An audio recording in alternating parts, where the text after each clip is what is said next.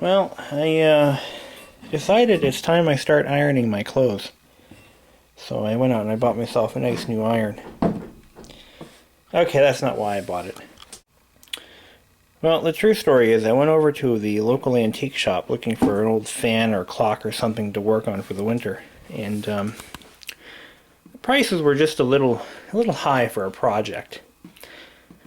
For what she was looking for, some of the clocks she had.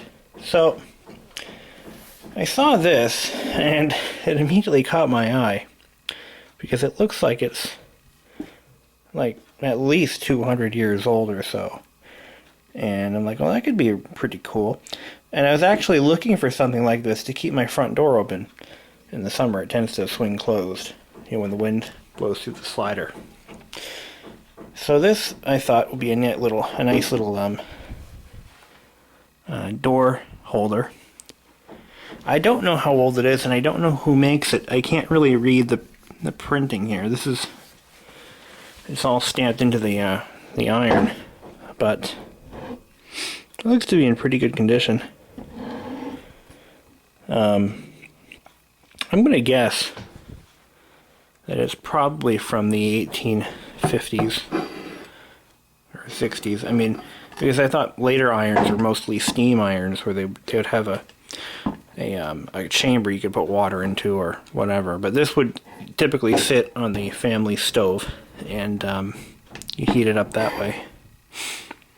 And you pick it up and you iron your clothes with it. So I'm going to do some research on irons and see if I can't figure out how old it is.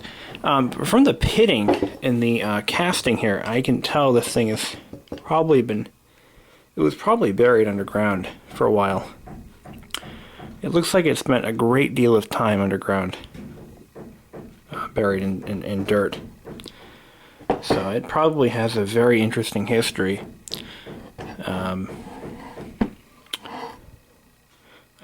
Clearly I see a number 9. Other than that, I can't really tell. Okay, so I found out who made the iron and where it was made. I took a little bit of elbow grease. Okay, I've determined roughly how old this iron is, who made it, and where. I couldn't read any of the etchings on the iron, or I'm sorry, the embossment. I couldn't read anything, so I sprayed it down with WD-40 and I went to work with a wire brush, and I cleaned a lot of the deep set rust off the iron to the point where I could clearly read what was on the handle. THO, I can't tell what this character is, Loring. So I then made a rubbing of it. It didn't really help. So I did a Google search for THO Loring. I came up with nothing. Then I tried all of the possibles. Thor, THOS, and others. Nothing came up. So then I decided, okay, well maybe there's some way I can get this to be legible again. So I, again, set to work with my WD-40 and wire brush. And I made a few rubbings of it. This one came out the best. I got OODTOWN, Woodtown. So, okay, must be Woodtown. But what are the first letters? I can't tell. After a couple of rubbings and more cleanings, I finally got it under the right light, and I could clearly see black. Okay, so I did a Google search for Blackwood Town, and I ended up finding out that Blackwood Town is a town in New Jersey. So then I did Loring Blackwood Town. Turns out it was manufactured in Blackwood Town, New Jersey in 1860 by Thomas Loring. So that was kind of interesting. I had a lot of fun with that. Thomas Loring had a foundry in the 1860s in Blackwood Town, New Jersey, and apparently was still in business up until the 1880s. And I actually found his wife's obituary She died in 1863. And a couple of patents that were filed by Thomas Loring. So, there we go. This is an 1860s Thomas Loring iron, manufactured in Blackwood Town, New Jersey. And it is now going to be used to hold my door open. Oops. The funny thing about this iron, you know, if when properly cleaned, of course, and maybe coated with something on the bottom, you could actually use this to iron your clothes 150 years after it was made. Isn't that funny? You could use this today to clean your clothes, or to iron your clothes. I find that amazing.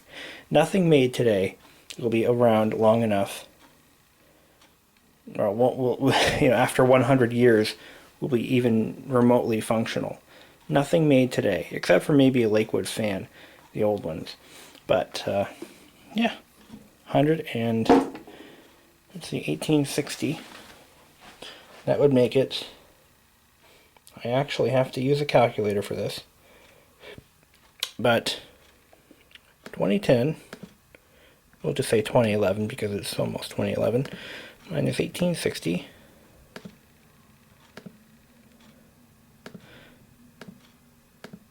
it's 151 years old. Imagine that.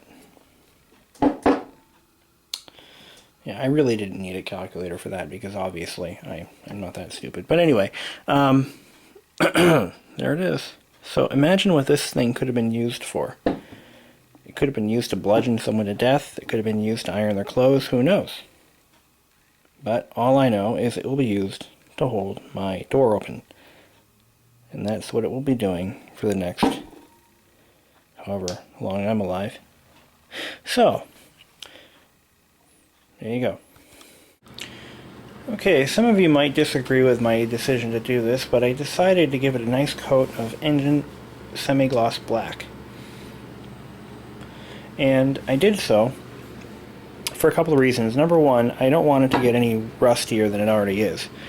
Because once I leave it sit out there on the floor for a couple months, it'll just develop a nice brown, like light brown oxidized finish, and I don't want that. And number two, I don't want the rust getting on my floor, because rust will stain linoleum, and it gets into the wax. It's a pain in the neck to get off. So I painted it black. Figured that was an appropriate color. I also did the flat iron piece, or part, It's obviously never going to be used to iron clothes again. And if some purist decides they don't want the paint on there, all they have to do is dunk it in a tank of acetone or something, and then it'll get the paint right off. Or hell, just use carburetor cleaner and wash it right off. So it's not permanent. And it will prevent the rust from decaying any further in the iron. What I'm going to do is get a piece of cloth. I'm actually going to cut out a section of one of my blue towels that I don't really use anymore. I have some old bath towels, and I'm going to put a nice piece on the bottom so that it won't scuff the floor. So that'll take care of that. So here we have 3 irons from 3 different eras. We have the 1860 flat iron, or sad iron, which sits on a wood stove and heats up that way. We have a 1960s General Electric. This is a non-steam iron. And then we have a 2006 Panasonic, which is a steam iron with all these neat little automatic features and retractable cord. It's a really nice iron. I've only used it once. Of all the irons I have, this is the only one I've ever used. I had to use this because I had a job where I had to dress nicely and I had to press all my clothing, so. But I haven't used this iron since 2006 when I bought it. Anyway, this one I've never used, but it still works. I had it running not too long ago. And of course, this one, there's nothing to go wrong. So it'll work for another 150 years.